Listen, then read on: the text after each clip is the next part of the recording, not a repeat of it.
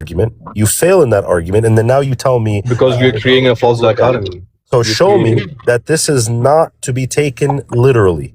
You're creating a false dichotomy. That's your problem. You're My saying, friend, I'm asking you a question. Show me that this is not taken literally. I am. I just answered your question. I said it's a false dichotomy. A hadith or a Quran cannot be just literal or non-literal. There could be further explanation of what is meant by the hadith. So what is this one? What is this hadith? You need further explanation. You need to understand the context. You're telling me is not literal, correct? I'm telling you that there is not a literal. context. One second. You're telling me that this hadith is not to be taken literally. That was a positive claim you made, right? Yeah. So certain aspects of it. Okay, good. So now it's certain aspects of it. Yeah, what aspects of it is taken literal, and what aspects are not taken literal? In a general sense, to all the kuffar, or is it a more specific in, let's say, wartime, or in a battlefield, or something like that? So which part is the literal and which part is the not literal? The part that you go around and just fighting random disbelievers just because they don't believe in the one true God, and then just Muslim. That's the problem. You're straw manning our position. Now prove that to me. Prove that to me.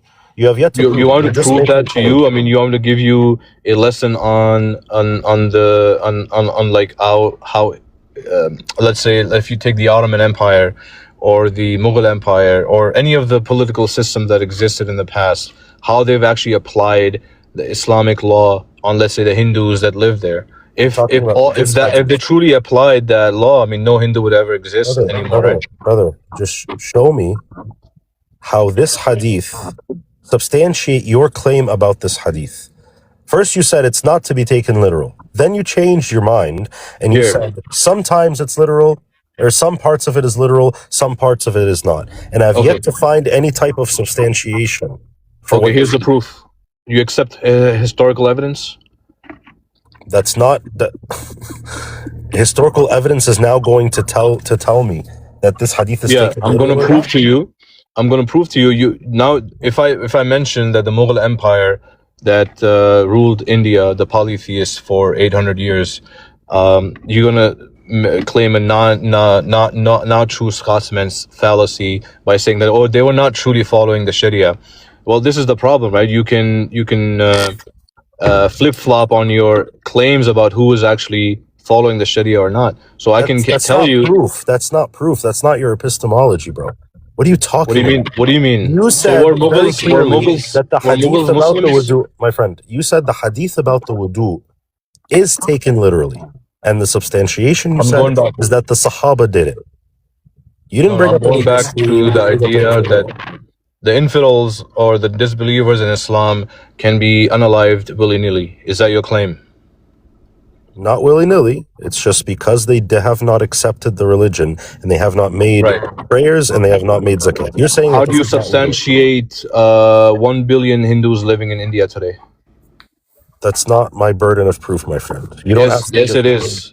I'm giving you proof against your claim. Substantiate that this is not. You made a claim. You prove that it's not literal, and you have yet to do that, and you're struggling. I gave you the proof. You just rejected. That's fine. I mean, you gave me a historical event. Yeah. Is that your epistemology for finding out whether a hadith? What about the 20 million? What about 20 million Coptics in Egypt? What about them? What about them? Why do they exist today? They're Christians. We're not talking about Christians. We're talking about these people here that the Prophet here has been ordered to fight them. You're a joke, man. Until they unalive them. Are you serious? An absolute coward because you have yet to be able to substantiate anything. You had I answered all your questions, and you know you're lying to yourself. Oh, what am I lying about? What am I lying about? I gave you an example of 20 million Coptics that live in Egypt that were not unalived by the Muslims that ruled that region or that country for about 1,000 years, right? Right. You agree with that? Jizya, right? They paid jizya. Okay, so now are you going to claim it not true Scotsman fallacy by saying that they were not truly following Islam? Is that your objection? They were perfectly following Islam. So why do 20 million Coptics exist today? Oh my God. I gotta go to Karabi. I gotta pray. I don't have time for this nonsense. Get the hell out of here, bro. Get the hell out of here. Get the hell out of here. Filthy liar and an absolute coward. Get the hell out of here. Don't defend something that you have literally no idea about. You're trying to throw words in there. Oh, the jurisprudence and the Mughal Empire and there's mutashabbihat and all these. You don't know what the hell you're talking about, bro. Literally, you thought that everyone pays the tax. Go back to Quran classes, bro. Quran 101, man. What the hell is this, bro? What's going on, Abu Musa? God bless, bro. Yeah, nothing much. I really came up more or less for the Aki who was here a minute ago. Correct. You and I have discussed this topic before. You know my position. You know my position on the hudud for Rida and Kufr. Yep. Before when we were talking with I think Mo Ali or whatever his name is, I brought the Dalil and the Sharut for Surah Taba, and also which is also applicable to the hadith you just had up. Because this is a You would agree that Adam had no idea what he was talking about when it comes to this. He's saying that this is not literal. I don't even know what the hell that means, that this is not literal. Yeah, no, I wouldn't say he didn't know what he was talking about. I would say he had a misguided view. Yes. Especially that's relying a better on way of, that's a politically historicity. correct way of doing it. But yeah, go ahead. Yeah, no, I was gonna quote from him the tafsir of Imam Ibn Kathir, rahimahullah, who says regarding Surah Al-Tawbah, ayah 29, that the basis for them being fought is purely their kufr. It's not that they don't pay jizya, it's not that they wage war on the Muslimin, it's purely based on their kufr, meaning the Kitabis, the Jews and the Christians, that they are fought. And we're given this eternal command to fight them until the hour is established. Right. Which is why I switched over from the Jews and the Christians to the atheist, because he tried to justify the unaliving by breaking a crime. And he said he didn't realize that the crime is actually their kufr, rather than the crime being not paying the tax. So that's why I tried to shift it in order to show him that the kufr is the crime, because with the atheist, their kufr, their disbelief is their crime. And the difference between a Jew and the Christian and an atheist, these two categories, is that the atheist does not have jizya. That's all it is. It comes down to them not having jizya, and therefore both are being unalive for their kufr. But what do you expect, speaking to someone who has no knowledge and speaking as if he has knowledge and trying to defend something blindly? It's very unfortunate. I don't know, it was just an odd position, especially when he brought up the Mughals, because the Mughals, according to the ikhtilaf of some scholars, were not even...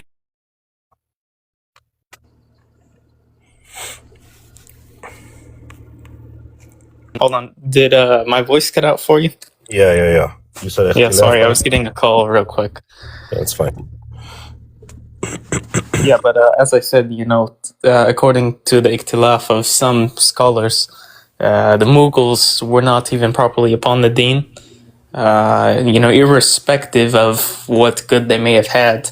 And this, extends to other groups such as the Ottomans and the Abbasids and, many other so-called Khilafas, which, were not established upon haqq and upon the proper understanding of the Sharia and the methodology of the Prophet sallallahu alaihi wasallam. Correct. Yeah. It's very easy to understand. It's very easy to see if someone actually understands their religion or doesn't understand it. Very, off the bat, it's very easy to, to see it from that perspective. But it is what it is. But yeah, God bless, brother. I am going to move on to other people, to new people. But God bless you, bro. Thanks yeah, please. Appreciate it. And you can listen if you want to come back up to correct the brother, or give your opinion. You're more than welcome, of course. All right, thanks. You're welcome, brother. Take care. Alrighty. All right, let's continue our conversations, guys. We have another guest here, Nana. Nana, welcome to the panel. How are you? Hello. Yeah, I'm fine. That's good to hear, my friend. Are you a Muslim? Are you a Yeah, I'm Christian? a Muslim, 100%. I'm a Muslim. Muslim, okay. Are you Sunni, Alawi, Shi'i? What are you? I'm a Sunni, You're a Sunni, to okay. be precise, but we have one Muslim. Okay, beautiful. So, this is my claim here that what's happening here on the screen, Yeah, these actions here, this is true Islam according to the Quran and to the Sunnah of the Prophet. Do you agree? Do you disagree? I Go ahead. agree. You agree? Yeah. Okay, beautiful. Wonderful. So that part was easy. Do you think this is moral to unalive someone for their faith? To unalive. What do you mean? No, it's not moral. It's not moral, but it depends on the way you put it. Like, you should put it in context. Okay, so let me just address what you first said. You said this is not moral? Yeah, unaliving is not moral. So unaliving someone for their faith is not moral, but Allah's the one that Yeah. commands this. Is Allah commanding immorality? Which verse? You have 929, for example. 9123, 9111. You have many of them. Yeah, and you also have plenty of them in the Bible, especially in the Old Testament. Good. We're not talking Even about the more Bible than right now. We're talking about what Allah has revealed in the Quran. okay. But like that's why I say context. The time that verse came down, like Mhm. how us the Muslim believe, how we the Muslim believe, it was a time of war. I hope that you come across that, like Yeah, it was a sure. battle We can between understand that this was revealed. the Muslims and the non-believers. So the one that they were, us the Muslim were fighting were not Christians and Jews.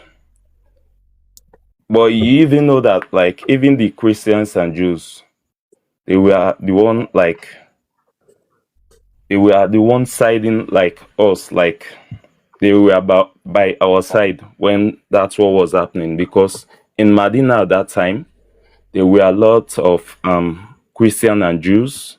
So like they welcomed the prophets because the non-believers, the time that prophet was in Mecca, they want to unalive him and his followers. So they ran away, they go exile and they go and seek a refuge in Medina. And the Jews and the Christians welcome them to their homes. So they build a mosque there. So about the war now, like But the what does time that have that to verse do? came down. Yeah, what does that have to do? Like, okay, are we discussing, a book? I'm coming. Okay, So let's get to it. there was a time when the non-believers and the Muslim were fighting, and they have a, like, what we say ceasefire. They have a treaty that's for a couple of months there must be no bloodshed. That was the agreement. But like when the Muslims were traveling, like going for a long trip, the non-believers, like they lay ambush for them and kill them. So like that was happening for a while. Okay, but And I'm talking about this command, bro. I don't need an entire historical lesson. We're talking about this command. This is not just something that happened in the 7th century, right? yeah. Okay, so this command is Sure. for all time. Yeah. Okay. No, not for all time. Not all time? It's purposely for that. Like Oh. you have any Quran translation with you? They have like most of those verses. They normally indicate. I don't know what how I should say it, but like a brief context about it for I know, let's brother, I don't care about the context. I'm already going having no based on your type of understanding. Is this misconception. verse for all time Is the command for all No, time? no, Yes it or no? was no. It was purely for that 7th century Okay, so that verse Saudi was Arabia. purely for the 7th century. Okay, Yeah, yeah, and this yeah. verse It here. wasn't.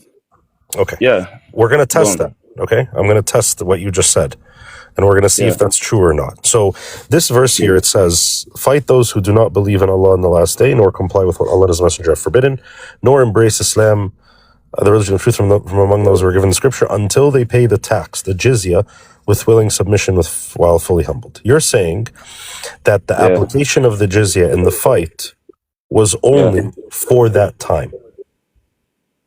yeah, yeah. Yeah, it's for that time. Okay. 100%. So when Isa returns, what are three things he's going to do? When He's going to break the Aisha, cross. Isa, not Aisha. okay, Isa. Yeah, Isa, when Isa Jesus returns, Christ. Yeah, yeah, yeah, he's going to break the cross, right? yeah. He's going to break the cross. Yeah, Unalive the pig, right? the Antichrist. Yeah, No, break the cross, unalive the pig, and abolish what? Abolish the jizya, right? yeah, yeah, yeah. Okay, good. No, like, So that means the jizya, that means the verse on jizya that we have here on the screen is applied and is applicable for the time it was revealed until Isa's return. Do you agree? yes, you know that Okay, the good. word jizya mean tax. Brother, But I'm not like, no, talking about the word jizya. I'm talking about whether this applies for all time. You said it doesn't. no, It only applies for the it 7th only century. applies. I Yeah, just yeah. proved to you that this verse applies for all time, from the time it Okay, was okay, revealed okay, until Isa's return. Okay? So do you concede on that? okay. Well, We good? let's break it in context. Like, Oh, unaliving believers that don't believe in Allah. But Christians and Jews believe in Allah because no. Allah means Before God. we move on, or Yeah. do you concede? Do you agree that this is for all time, not just for that time? No, it's just for that time. That I time. just proved to you that when Isa returns, he's going to abolish the jizya, which means the jizya has to be applied from the time it was revealed in the 7th century until Isa's return. Correct? In this modern day world, like, all of us are paying tax. Jizya That's not is what I all asked at all. unimportant. I need you to either concede or I'm going to kick you off. The jizya Okay, is not for okay. For just the that jizya, time. Do you agree for the or do you jizya, disagree? I agree. I agree. Good. So it's for all time, right? Yeah, but for that verse specifically, it was for that time purely. But jizya, like, that's why I say you should put it in context. Brother, so you're But saying for that half of the verse verse. purely, You're saying half of the verse. Half of the verse applies for that time. no, But the second no, half, the the full jizya, verse, applies for all the full time. verse, Who no, the even full gave you verse. that interpretation? Like where did you get that interpretation from?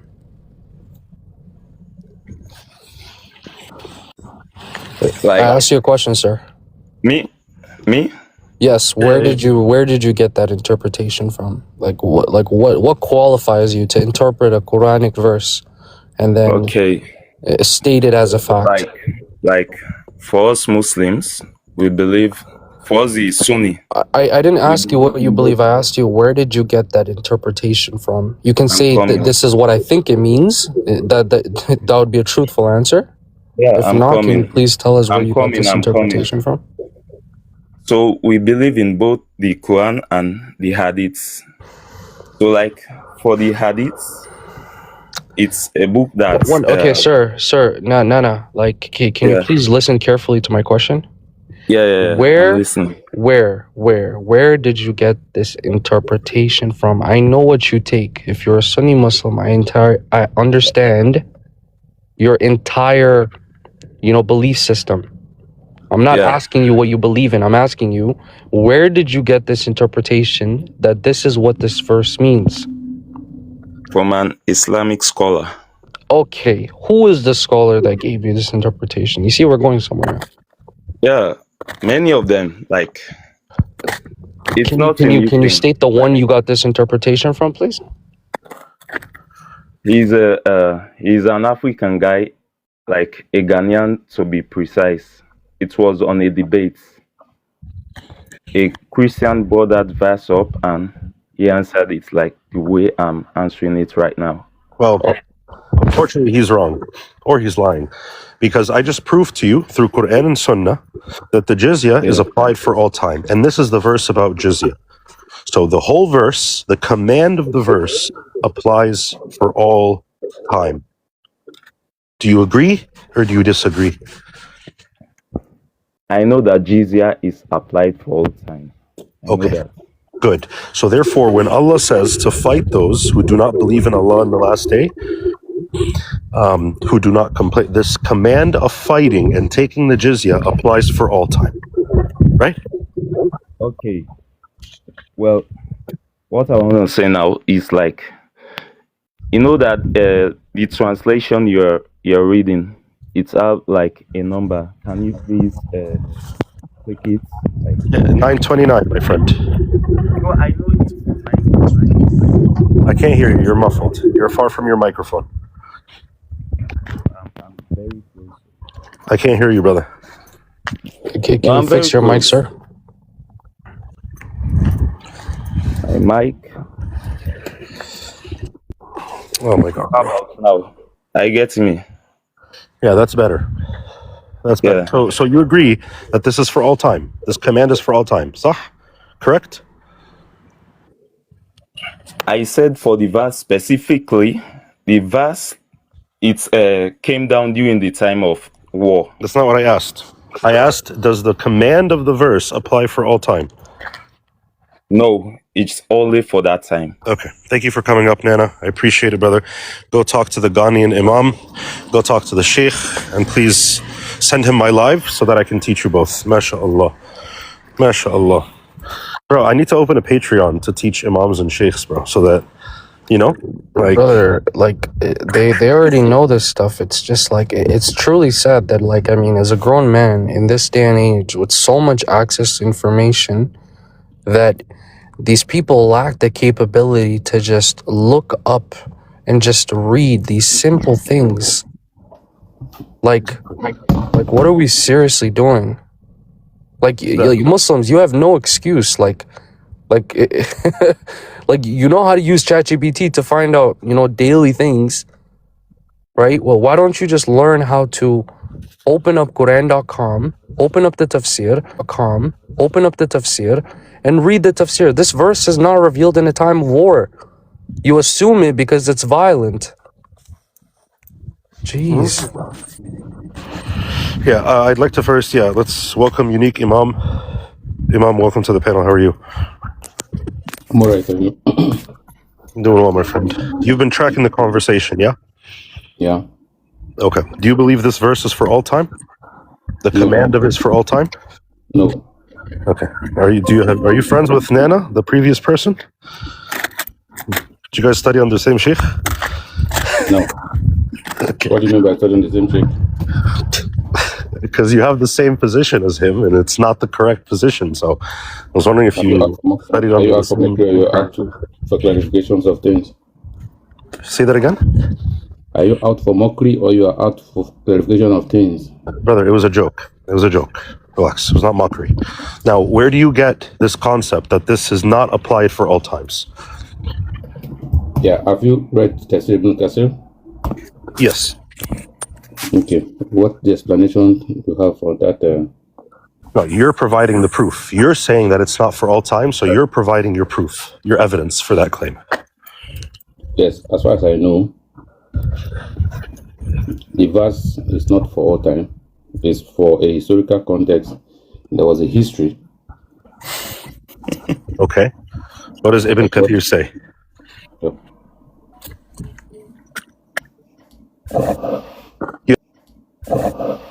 You asked me if I read Ibn Kathir, right? Yeah, I do. Okay, good. Can you tell me what Ibn Kathir says to prove your point, bro? It's like pulling teeth, man. This part is about fighting hostile people of the book who break the Hey, treaty. Uniqlo, do you think if you say it, it just becomes true? If I say what?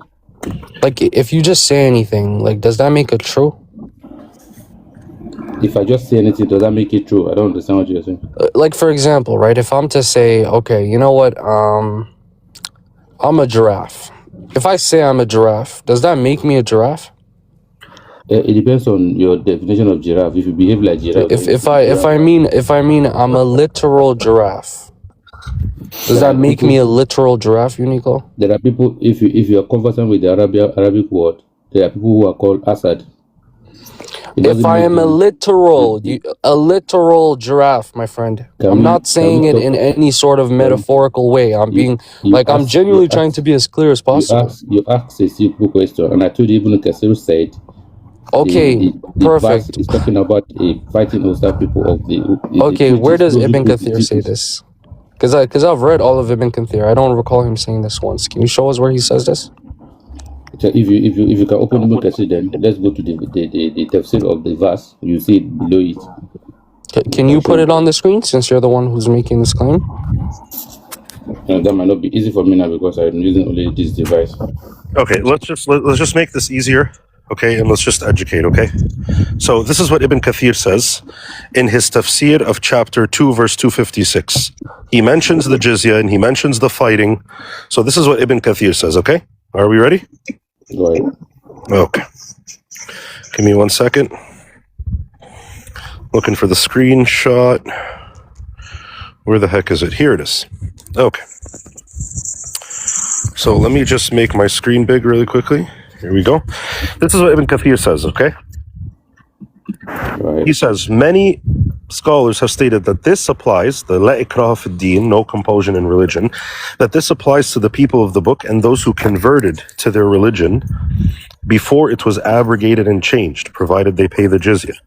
Others have stated that it was abrogated by the verse on fighting. That's 929. So far, so good? Hello? I can hear you. Okay, so far, so good. Do we understand? What do you mean by it was abrogated? Do you know what abrogation means? Abrogation means when a new law repeal an old law. Correct. Correct. So the old law was no compulsion in religion. Do not force anyone in religion in any way, shape, or form. That was the old law, chapter 2, verse 256. And then he says that it's been abrogated, or these scholars say that it's been abrogated by the verse on fighting. So the new law is chapter 929. Okay? So far, so good? Okay. So then he says, all nations, okay, not just the nations in the 7th century, all nations must be called to enter the true religion of Islam. So what you're saying, if I understand or understood what you have just claimed now, is that the law, like Rafidin, no compulsion in the fold of Islam, is an abrogated verse, surah chapter as verses, right? Correct. No, that's not correct. Okay, go ahead. Prove it to me. There's never been that like Rafidin is an abrogated verse. I've never. Who scholar who said it's an abrogated? I already showed you that it's Ibn Kathir. This is how I know you're not tracking. Ibn Kathir is saying this. I'm not saying this. Do you think I'm saying this? Let me open the Arabic tafsir. I don't know where you're reading from. Go ahead. Go open his tafsir of chapter 2, verse 256. Okay. Do you know the asbab nuzul of that verse in the first place? That's not what we're talking about right now. That's not what we're talking about right now. We're talking about abrogation. You contested abrogation, so we're going to talk about abrogation. Go read, Imam. Go read what Ibn Kathir says about abrogation, because clearly you're calling me a liar. So show me. I don't know where you're reading from. Good. So I told you. Tafsir Ibn Kathir, chapter 2, verse 256. I have complete Tafsir Ibn Kathir in my phone now. Beautiful. Now go read it. I can go back and screenshot. I don't know. I can screenshot and put it on this display so everybody could see. Okay, go ahead. Okay, hold on 1 second. Take your time.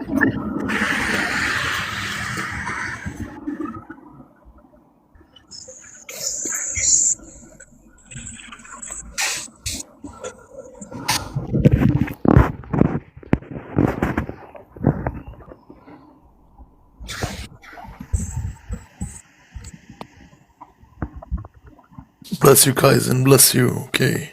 God bless Habib. I withhold my blessing from Abu. You see? Did you say bless me?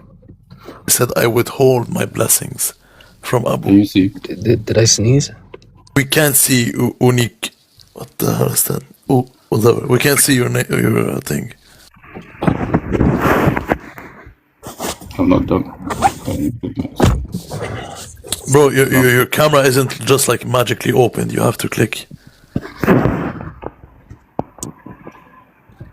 Hey, Destroyer. Yeah, bro. God Is this bless free you. now? Bless you. No, you can't. You have to click the save on the bottom, bro. You have to click the save on the bottom. Make sure Okay. beautiful. Alhamdulillah. Oh. Inshallah. So, Okay. this is what Tafsir of Ibn Kathir say What side is concerning this? this. No, we're not, Habibi. I said to go. We're talking about abrogation at the moment. Yes. Contested What abrogation. Chapter so 2. far what I have here, My it friend, doesn't say it has Imam, been abrogated. Imam. If you listen to me, this is going to be 10 times easier. Okay? Okay. So open up chapter 2, verse 256. Oh, okay. Not this particular, not the Tawbah. I'll go to Surah Al-Baqarah. Is that what you're saying? Yeah, Surah Al-Baqarah, verse 256. Ayah 256. Surah Al-Baqarah. Okay, 1 second. Do you read Arabic, by the way? I read Arabic, but not that too fluent to understand some brilliance. Wait, so why? Oh my God, bro! If you don't understand what you're going to read, why don't you just take what I'm saying? Why will I take what you are saying, what you have said, when I already have explanation of what I know? That's blind followership now. Why will I follow you blindly? I have this conviction that you don't know what you're saying, and I should follow you. Why would we follow you who don't speak Arabic? What? Oh, because I don't speak Arabic, I have no understanding. When I have the source. What? Bro, okay, I'm going to be very clear. Do you know what's a tafsir? Yes? Tafsir Ibn Kathir on chapter 2, verse 256 tells you this verse is abrogated by the verse of fighting. Okay? This is Ibn Kathir saying this.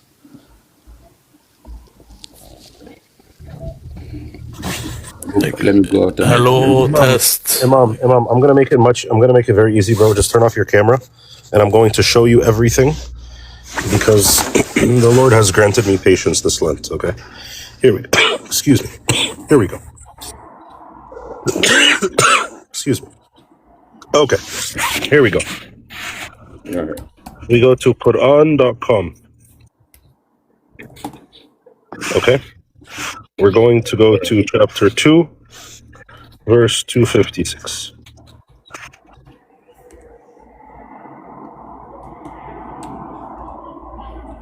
Okay, go ahead. You see this verse here? La ikraha fi din. Okay, beautiful. We're going to go to the tafsir. Okay? Tafsir. Now, the tafsir of what I read, the reason I have it from a translator is because it's not found here in the English. You see? It's not found in the English, what I said. So what we have to do... Yeah, it's not found in the English. They say that Asbabun is not found here, right? I'm not talking Asbab and Nuzul, bro. I'm talking about what I read to you earlier about the abrogation. Mm-hmm. The English translation, this is abridged. You see? See where it says... You see where it says abridged? This means it's shortened. So we have to go to the Arabic because the abbreviation is not showing up here. So we have to go to the Arabic. Okay? So we're going to go to English languages and we're going to go to Tafsir Ibn Kathir right here. Okay? So far, so good? Yes, go ahead. Right here. We go to this part right here. Where the heck did it go? What? But do you think Right here. can you read for me? وقد ذهب طائفة كثيرة من من العلماء أن هذه محمولة على أهل الكتاب ومن دخل فيه ومن دخل فيه ولم من دخل في ديانهم قبل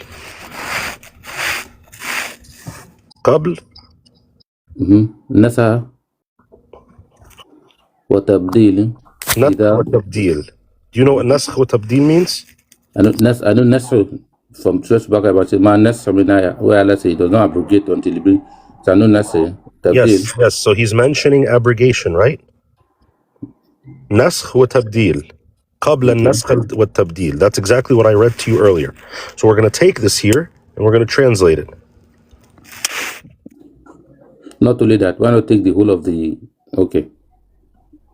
Here, look. I'm going to translate it right here. So many scholars have gone on to say that this is carried on by the people of the book and those who entered their religion before the copying and switching. That just simply means abrogation and change. Just a bad translation.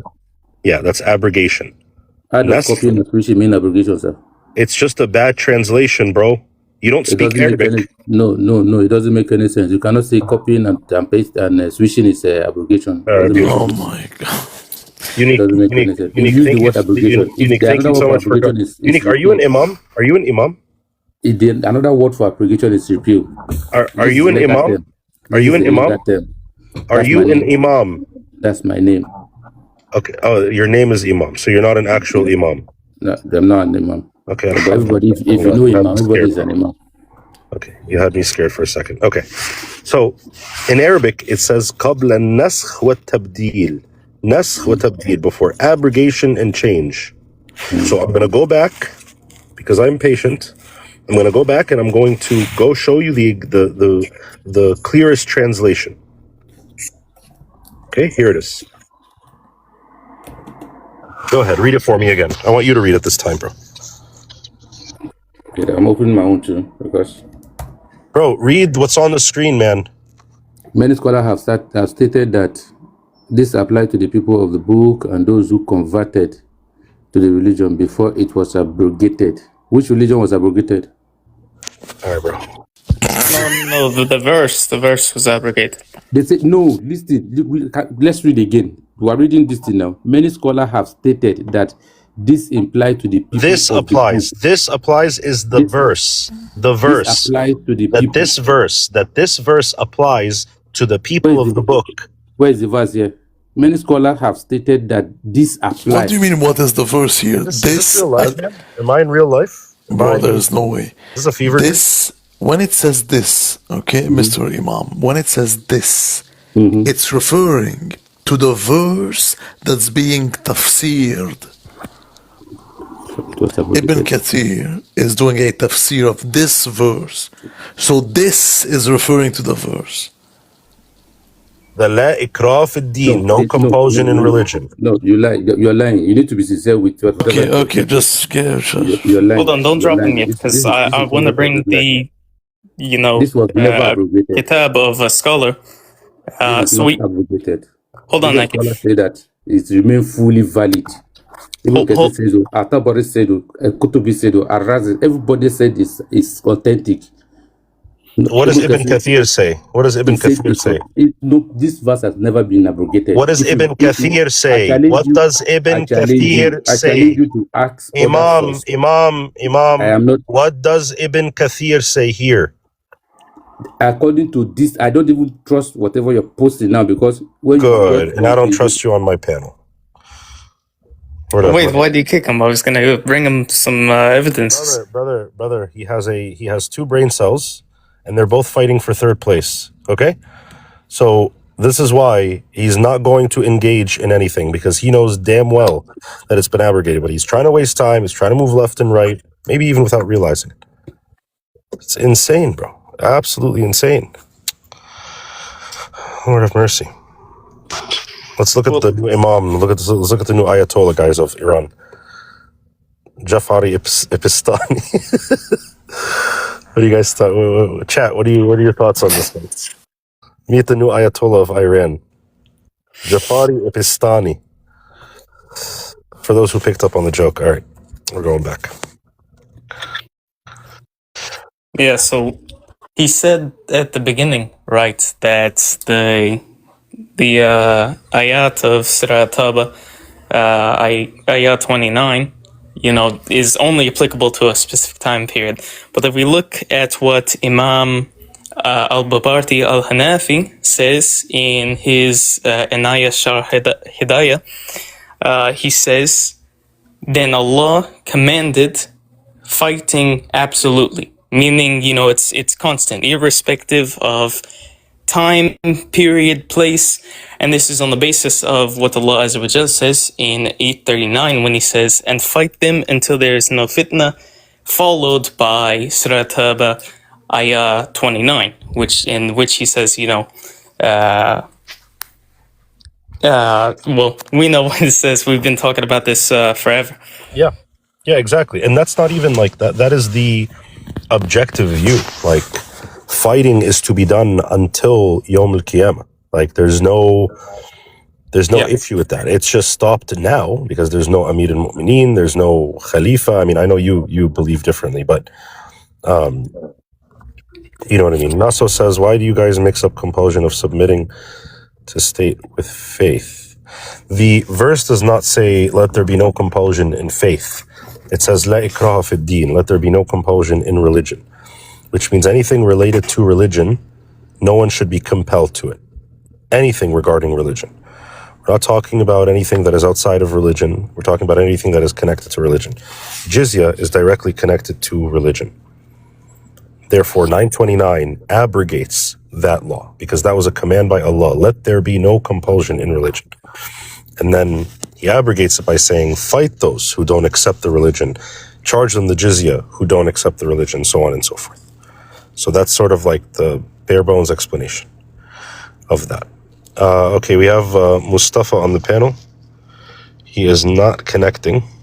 Yeah, before you get into it with him, I wanted to say, if you go back to Inaya Shar Hidayah by Imam al-Babarti, he speaks on all of the prior verses on fighting and how all of them became, abrogated over time, eventually ending with what is said in Surah Taba, given that it is one of the final revelations and it abrogates all the prior verses on fighting and also all of the prior peaceful verses, including, there being no compulsion in the deen. Correct, Yeah. yes. Correct. So 929 is one of the last, I would say it's the last command that was revealed. It was one of the last surahs revealed, but it was one of the last... one of the last commands, yeah. Yeah. One of the last commands.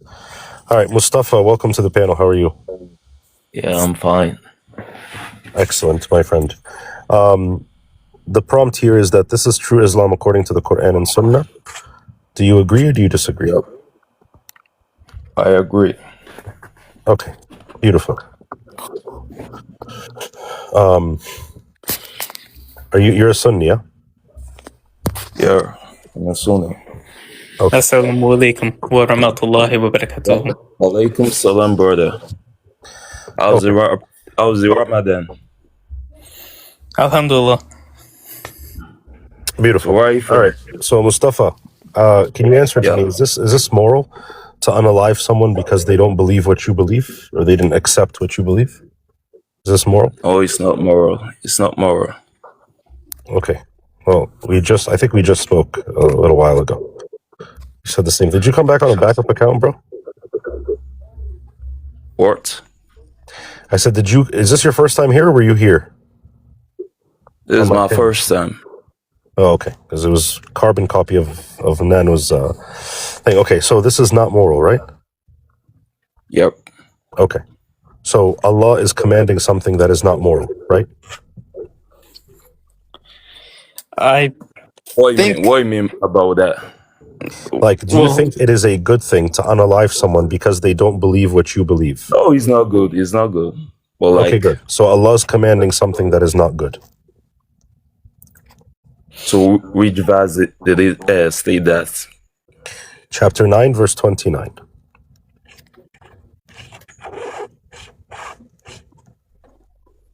Okay. Do you want to read it? Yep. Here we go. Go ahead, read it for me, Habib. Okay. It said, fight those who do not believe in Allah and the last day, nor comply with what Allah and His Messenger are forbidden, nor embrace the religion of truth from among those who were given the scripture until they pay the tax, willingly submitting, fully humble. So these were about the kafir, non-believers. Correct. The Jews and the Christians. No. It's not Jews and Christian. No, it's not? Christian are, like I mentioned in the Quran, they are people of the book. Yeah, that's what it says here. Those who were given the scripture. الذين أوتوا الكتاب. Those who were given the scripture. So the people of the book. أهل الكتاب. الذين أوتوا الكتاب is exactly those who what are it's given talking. the scripture, they believe in Allah. Okay, but we're talking about It's these two. always This said is that this they here is must pay talking the about the Jews and jizya. Christians. Yes. So Yeah, this is talking yeah, about the Jews and Christians, right? yep. Okay. Beautiful. Beautiful. So this is a good thing or is this a bad thing? It's a good thing. Okay, but you just said it was a bad. You just said it was a bad thing earlier. You said it was immoral. You said it was not good. Did you change your mind? No, we have to take it into context. Okay. You won't just say, you won't just read an ordinary verse and judge. That's not done. Like, you must put it into context. So, like, jizya was mentioned in there. Not, they don't say like unalive the people of the book. They were mentioned the kafir. Jizya, everyone must pay jizya. Everyone? By the time, if you don't want to fight, like you don't want to be a soldier, you must pay jizya. Who gets charged the jizya? Who gets charged the jizya? I would say is the ruler. No. Who has to pay the jizya? Who have to pay the jizya? Anyone living in the city or the town under the Islamic rule, like. So any non-believer? No, but he's asking who pays the jizya? Is it Allah al-Kitab? Is it the mushrikeen?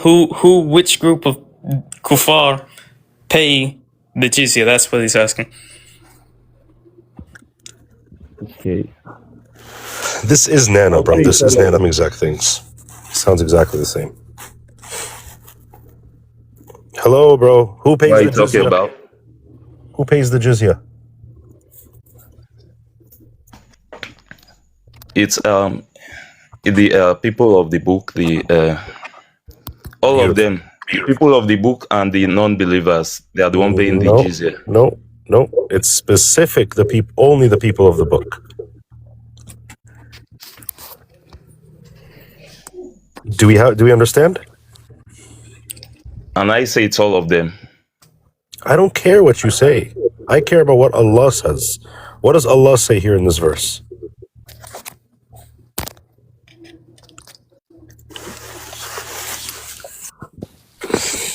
Oh my Lord. The reaction time is insane. Bro, what's written in the You are verse? taking it out of context. Okay, brother. I mean, you are taking it out of context. What's the context? I'm going to take you out of the panel. Bro says, Lord have mercy, man. Can we get someone like at ×2 speed, please? Or like, someone that we can engage with? ×2, bro. ×17, bro. That was insane. At this rate, oh my goodness. Any Muslims in the chat that want to come up and have a discussion? Give me one good reason to be a Muslim. Actually, Abu Musa, I'm going to turn to you, bro. We already discussed the bottom part.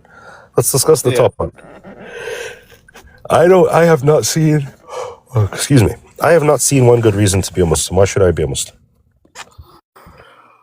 Well, firstly, I would ask you, wouldn't you consider this, this would fall into one's aql? Like, this would be based purely on one's, interpretation and one's general reasoning on their own, No, but rather than there's there still being, universal proof for it. no, For not example, necessarily. But yeah, go ahead. yeah, I guess for example, I would say, why should I become Al Kitab? And you could give me reasons, and ultimately, because this is our human dichotomy. It's most likely neither one of us would be convinced by the merits of the other's arguments. Regardless of whether it's sound or anything like that. I think it's very tough to convince someone if they're not already seeking that thing, which you and I know you're not. I'm not seeking to come upon your religion, so it's a kind of a difficult subject. Not really, because there's still objective reasons that I can present why you should be a Christian, just like there are subjective reasons I can present to you as to, for example, why you should go to the gym, for example, right? It's not based on, like, there's still an objective understanding as to why people would join a gym, for example, right? We talk about health reasons. We talk about, strength and discipline and all these things. These are things that are objective.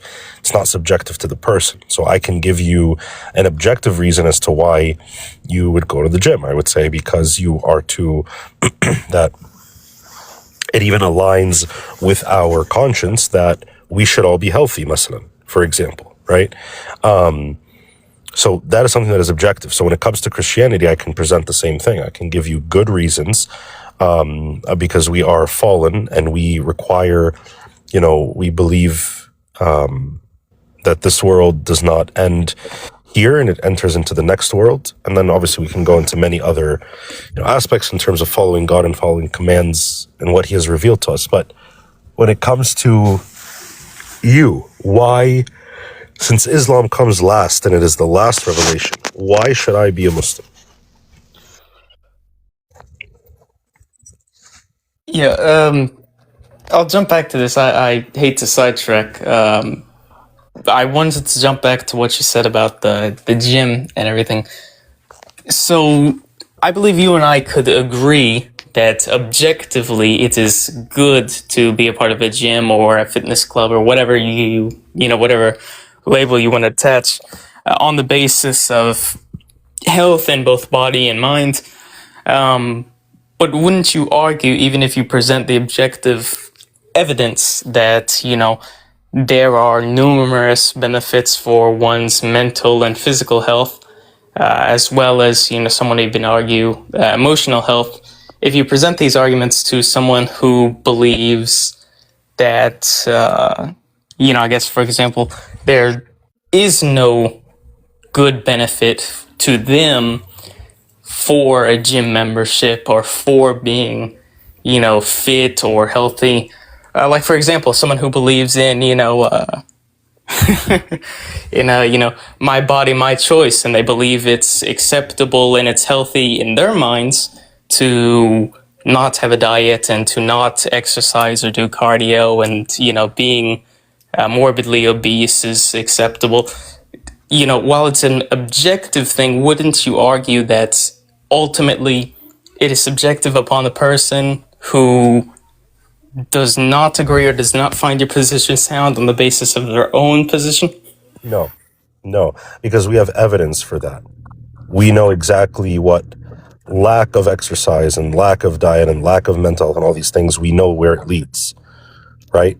So the logical conclusion is that those who, like, we can come to the conclusion that it is objectively true that, it is of the highest benefit to work out, for example. Yeah, no, of course. I can agree with you that it's objectively true, but I would... So we shouldn't go based on a subjective, opinion of someone saying, oh, my body, my choice, it's perfectly fine to be morbidly obese. That's not an objective truth. Like, of course not.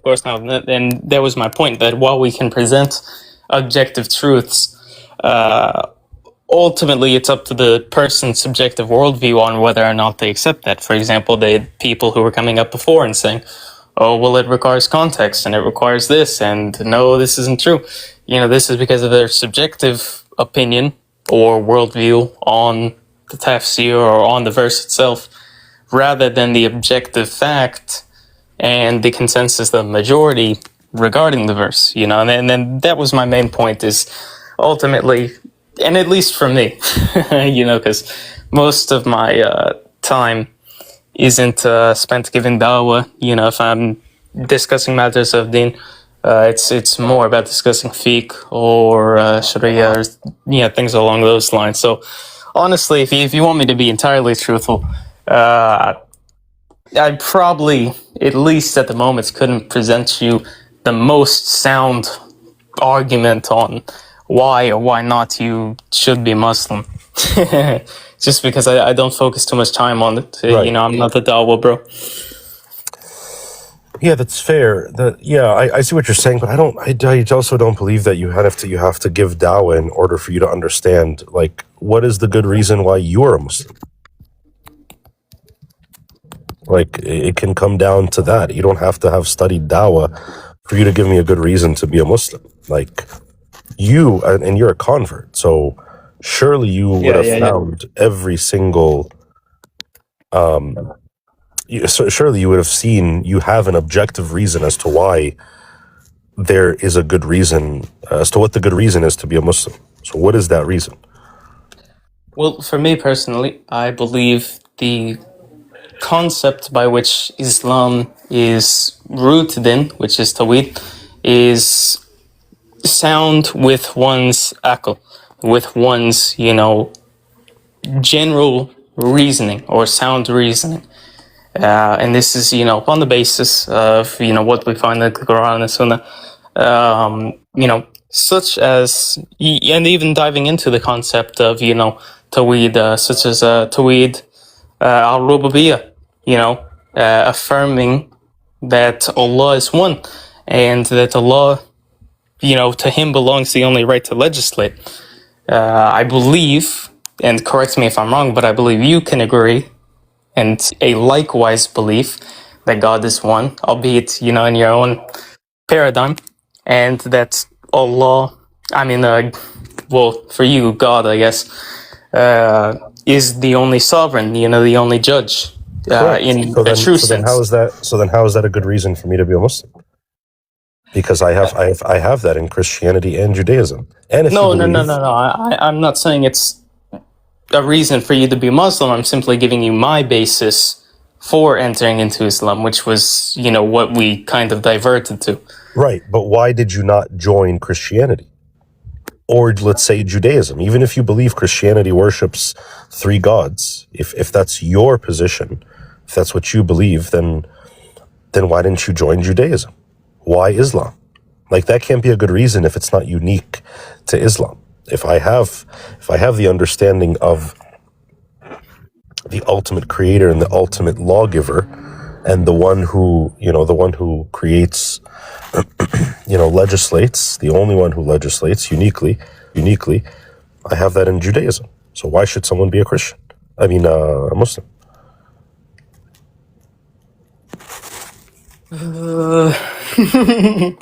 Let's see.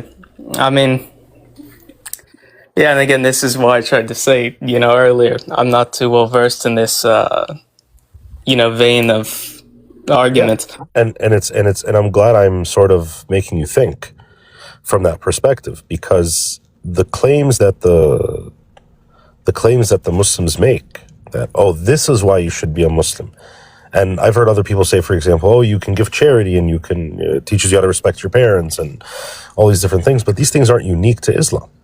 So Islam offers nothing new in terms of its understanding. It's, as a matter of fact, there's a lot that is taken away. There's things that are far more moral. Full morality is found in Christianity and Judaism, because you claim that it's an Abrahamic religion. So we're not sitting there like, we're not sitting there picking and choosing between Hinduism and Buddhism and all these different things. We're looking at it from that angle. So yeah, that can't be a reason. So you got to genuinely think about that and come to the realization that, and it's funny we brought up the gym earlier, but there is no, this is the example that I always give, right? That choosing between religions is not like choosing between two gyms.